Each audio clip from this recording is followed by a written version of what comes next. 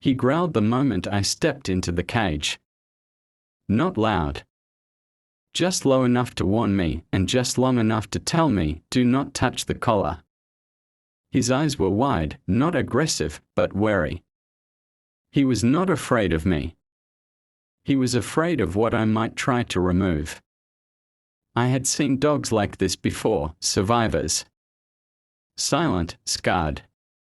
Sitting still like they were waiting for the world to decide what came next.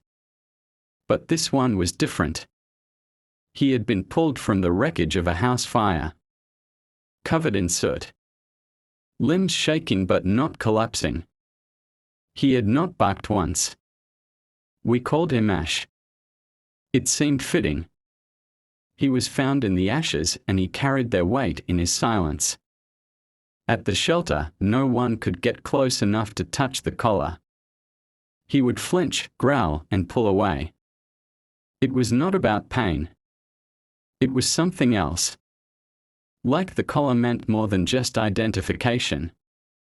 When they talked about sedation to remove it, I said no. I told them I would take him. Foster him. Just for a while. He had let me lift him once, maybe he would let me close again. I owed him that much after pulling him from the fire. The first night, he slept by the window.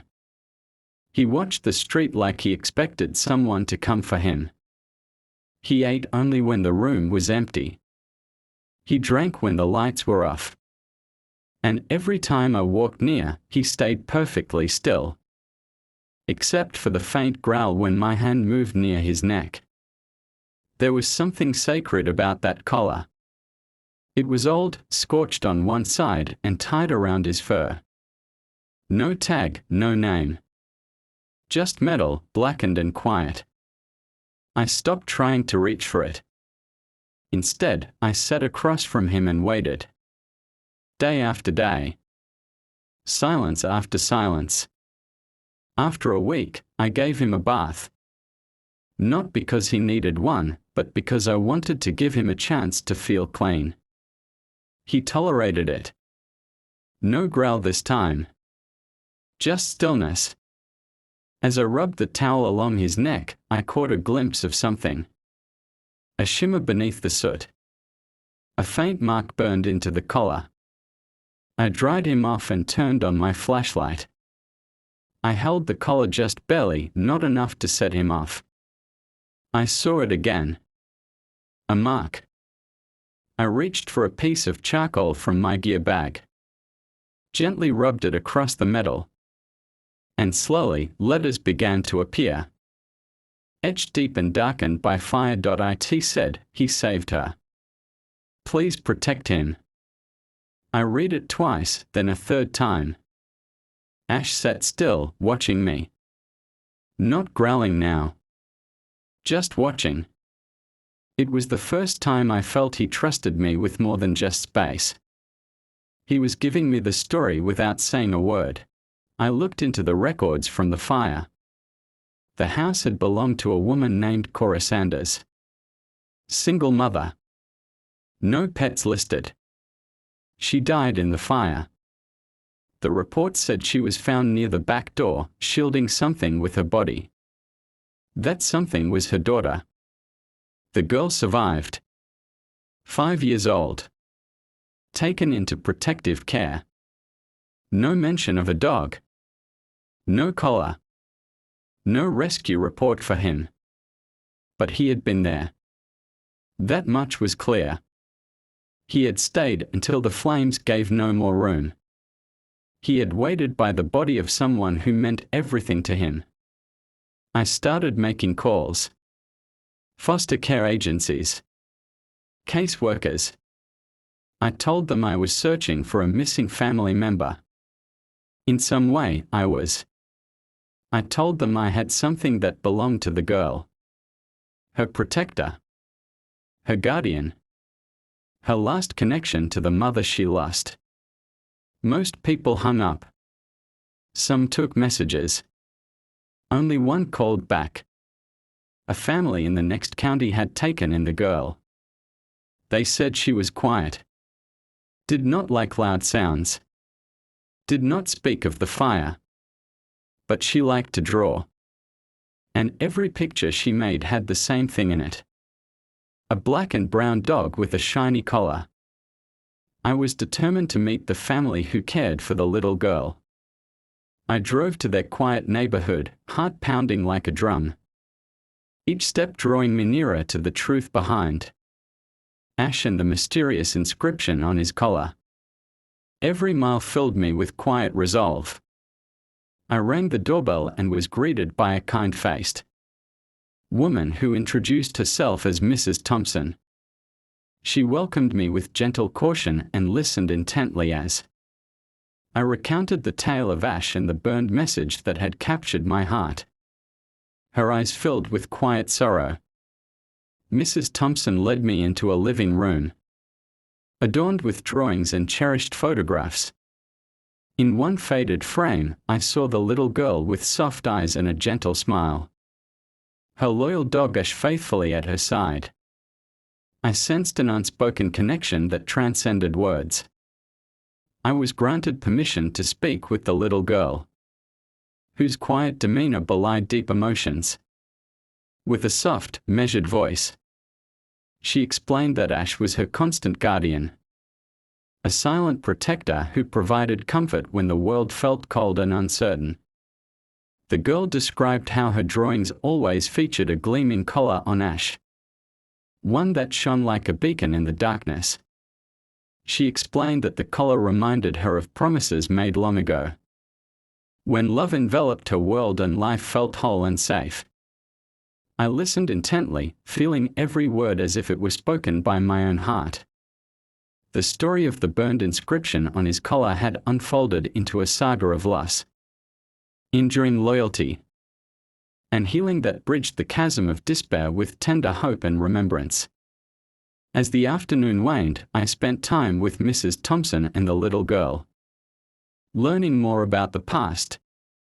I discovered that after the terrible fire, Ash had never left the side of the woman he had adored, a testament to an unyielding bond born of sacrifice and deep affection. Their words reverberated within me. I understood that Ash was not merely a rescued dog but a living memory of a love that had not been extinguished. His quiet presence spoke volumes, asserting that even in silence, the heart can declare eternal devotion. Before I left, the little girl clutched Ash tightly and whispered, "He will always be my protector. He will remind me that love endures beyond all loss." Mrs. Thompson nodded, her eyes glistening with unshed tears, affirming the power of that enduring bond. On my drive back, I reflected upon the extraordinary journey that had led me to this reunion. The faded burn mark on Ash's collar had become a symbol of hope and connection, a small spark illuminating the resilience of love amid the remnants of tragedy. I returned to the shelter with a renewed sense of purpose. I shared the story with my colleagues and friends, urging them to look deeper into the silent messages carried by those in need. Ash had taught me that every scar, every mark, held a powerful story waiting to be told. In the days that followed, I received letters from strangers touched by Ash's remarkable tale. Their gratitude was overwhelming, a chorus of voices affirming that a single act of noticing could resurrect long-forgotten memories and kindle hope in the hearts of many.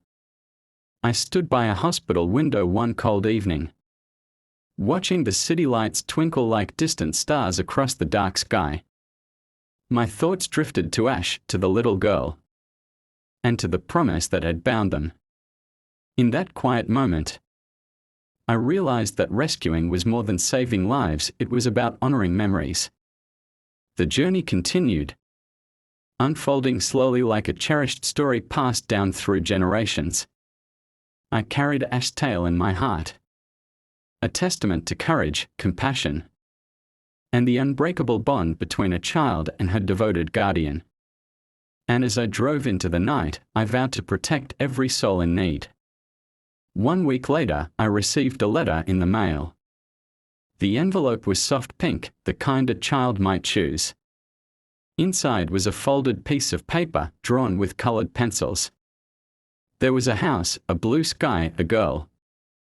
And beside her stood a brown and black dog. Above the drawing, written in careful block letters, it said, "Thank you for bringing him home." I held the paper in both hands for a long time, longer than I could explain. Something about the simplicity of those words made everything I had done feel more than worth it. That same evening, I walked into the living room and saw Ash lying on the rug. The faintest flicker of a tail wagging as I entered. His body was thinner now, his face older, but his eyes were steady. He had returned to her, and yet somehow he still stayed with me. I sat beside him, ran my fingers gently over the burnt scarred collar. I never replaced it. Never removed it. That message meant something now. It was not just an inscription. It was a legacy. I whispered softly, "You saved her. And you saved something in me too." As the days grew warmer, I noticed changes. Ash walked slower. He slept more. But he still waited by the door when the mail truck arrived. He still lifted his head when the girl's photo was mentioned. He still responded to her name with a flick of his ears and the softest breath. And then one day, he did not get up. I found him curled peacefully on the rug, the sunlight catching the metal of his collar just right.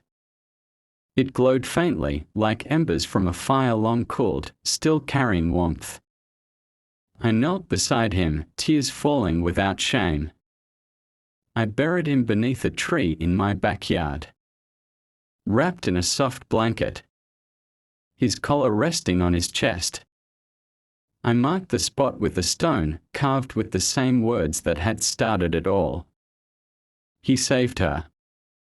Please protect him. And I added my own line beneath it. Now he rests. Forever loved. The little girl and her foster family came to visit weeks later. She brought flowers, placed them by the stone, and sat quietly for a long while. No words were spoken. They did not need to be. The air was full of everything he had meant to all of us. That night, I sat by the fireplace with a cup of tea in my hands, watching the flames dance. I thought of how a single burned collar had led me to a story I never expected. A story of a dog with a silent heart and a fire-forged purpose. I remembered the way he would sit by the door. The way he protected without barking. The way he never needed to speak to be understood. Ash was more than a rescue. He was a reminder that even in the ashes, something beautiful can survive. Something worth saving. If you are still watching, I want to tell you something. There are animals like Ash in shelters everywhere. Dogs who carry their pain quietly. Who do not bark the loudest. But whose hearts are waiting to be heard. Sometimes, all it takes is one person to see them. So if this story touched you, I ask you to do one thing. Visit your local shelter. Look for the dog who is not barking. Look for the one who is just waiting. And if you can, take them home. Give them a second chance to be loved again. They are not broken. They are survivors. And they have more to give than most of us will ever understand. Like Ash. He saved her. He saved me. And maybe, just maybe, the next one will save you too.